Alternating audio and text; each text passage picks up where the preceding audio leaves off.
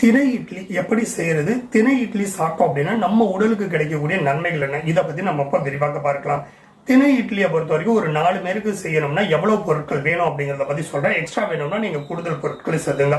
திணை 2 கப் அளவிற்கு எடுத்துங்க. உளுத்தம் பருப்பு 1/2 கப் அளவிற்கு எடுத்துங்க. வெந்தயம் 1 மேஜர் கரண்டி அளவிற்கு எடுத்துங்க. உப்பு தேவையான அளவிற்கு எடுத்துங்க. தண்ணீர் தேவையான அளவிற்கு எடுத்துங்க. என்ன செய்யணும்னா ஃபர்ஸ்ட் ஊற வைக்கணும். அதாவது திணையை ஒரு பாத்திரத்துல ஒரு 4 மணி நேரம் வரைக்கும் நல்லா ஊற விட்டுருங்க. அதுக்கப்புறம் உளுத்தம் பருப்பு வெந்தயம் இதை வேறு வேறு பாத்திரத்துல நல்லா ஊற விட்டுருங்க.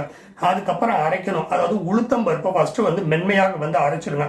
அதுக்கப்புறம் திணையை அரைச்சு ரெண்டையும் ஒன்றாக கலந்து தேவையான அளவிற்கு உப்பை சேர்த்துங்க.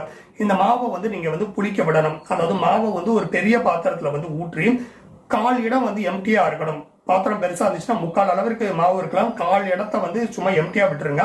ஒரு 8 மணி நேரம் வரைக்கும் நல்லா விட்டுருங்க. அப்பதான் புளிக்கும். இரவு முழுக்க புளிக்க விட்டுருங்க. மறுநாள் காலையில இட்லியை ஆவியில வேக வச்சிடலாம். இட்லி தட்டுல லேசா எண்ணெய் தடவி ஒரு 10 இருந்து 12 நிமிஷம் வரைக்கும் நல்லா ஆவியில வேக வச்சிருங்க. இந்த இட்லிக்கு ஏற்ற சட்னின்னு பாத்தீங்கன்னா தேங்காய் சட்னி, தக்காளி சட்னி, கார சாம்பார், புதினா கொத்தமல்லி சட்னி. ஸோ இதுல ஏதாவது ஒன்று ரெடி பண்ணி சாப்பிடலாம். உங்களுடைய உடலுக்கு தேவையான முழுமையான சத்துக்கள் ஈஸியா அது மூலமா கிடைச்சிடும். திணைய ரொம்ப நைஸாக அரைச்சிடக்கூடாது. பாதி அரைச்சிங்க அப்படின்னா மட்டும்தான் இட்லிக்கு நெறி வரும். ஸோ புளிப்பு அதிகம் இல்லாம இட்லி மென்மையாகவும் வாசனையாகவும் இருக்கும். திணை இட்லியை பொறுத்த வரைக்கும் நிறைய விதமான நன்மைகளை உடலுக்கு கொடுக்குது. முக்கியமா நீரிழிவு நோயை கட்டுக்குள்ள வச்சுக்குது. திணையில குறைந்த கிளைசமிக் இண்டெக்ஸ் இருக்கிறதுனால ரத்த சர்க்கரையோட அளவை மெதுவாக உயர்த்தி நீரிழிவு நோயாளிகள அவங்களுடைய ரத்த சர்க்கரை அளவு திடீர்னு உயராம கண்ட்ரோல்ல வச்சுக்குது. சோ நீரிழிவு நோயாளிகள், சர்க்கரை நோயாளிகளுக்கு ஏற்ற உணவுன்னு சொல்லலாம். உடல் எடையை குறைக்கிறது உதவுதுங்க. நார் சத்து அதிகமா இருக்கிறதுனால பசியை கட்டுப்படுத்தி குறைவாக சாப்பிடுற மாதிரி கண்ட்ரோல்ல வச்சுக்கும். அதனால உடல் எடை குறையும். மன சிக்கலை தீர்க்குது. நார் சத்து செரிமானத்திற்கும் வயிற்று குடல் இயக்கத்திற்கும் தேவையான அளவிற்கு ஒத்துழைப்பு கொடுக்கறதுனால மனசிக்கல் பிரச்சனை வராம தடுத்துருது. இருதயத்துக்கு நல்லதுன்னு சொல்லலாம். கொழுப்பு இல்லாம இருக்கு, அதாவது கொலஸ்ட்ரால் இல்லாத உணவாக இருக்கிறதுனால இருதயத்தோட நலனை மேம்படுத்துது. நரம்பையும் தசைகளையும் வலிமைப்படுத்துதுங்க. திணையில இருக்கக்கூடிய இரும்பு, மெக்னீசியம் இது போன்ற தாதுக்கள் உங்களுடைய உடல்ல இருக்கக்கூடிய நரம்புகளையும் தசைகளையும் நல்ல வலிமையா வச்சுக்கிறது உதவுது.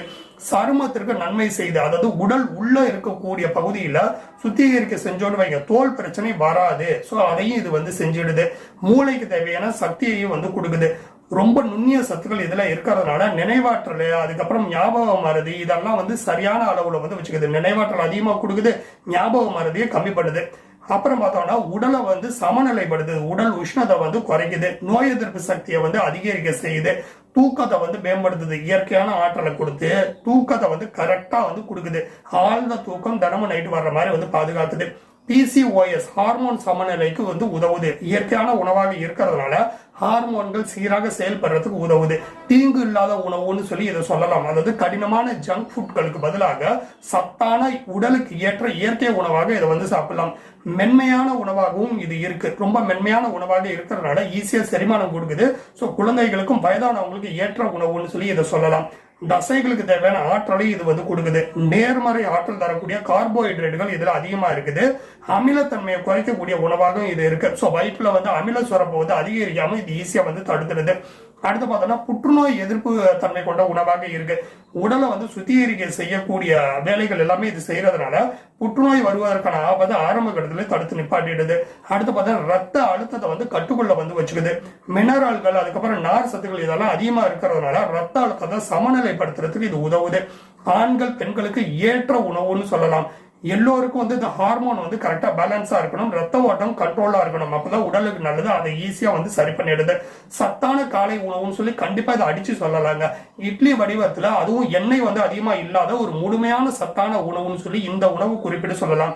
தினசரி உணவாக இது தாராளமா சாப்பிடலாங்க. பக்க விளைவுகள் எதுவுமே கிடையாது. வாரத்துல ஒரு 3 நாட்கள் சாப்பிட்டீங்க அப்படின்னா ரொம்ப ரொம்ப நல்லது. திணை இட்லியாக மட்டும் இல்லாம திணை தோசை, திணை உப்புமா, திணை பொங்கல், திணை பாயாசம் உட்பட பல வகைகளையும் சமைச்சு சாப்பிடலாம். இதை பொறுத்த வரைக்கும் ஒரு குளூட்டான் ஃப்ரீ உணவாக இருந்துகிட்டு இருக்கு. சோ மொத்தத்துல திணை இட்லியை அடிக்கடி செஞ்சு சாப்பிடுங்க. வாரத்துல ஒரு 3-4 நாள் கண்டிப்பா திணை இட்லி சாப்பிடுங்க. நம்ம சொன்ன மெத்தட்ல நம்ம சொன்ன சட்னி எல்லாம் யூஸ் பண்ணி சாப்பிடுங்க. முழுமையான சத்துக்கள் உங்க உடலுக்கு கிடைக்கும்.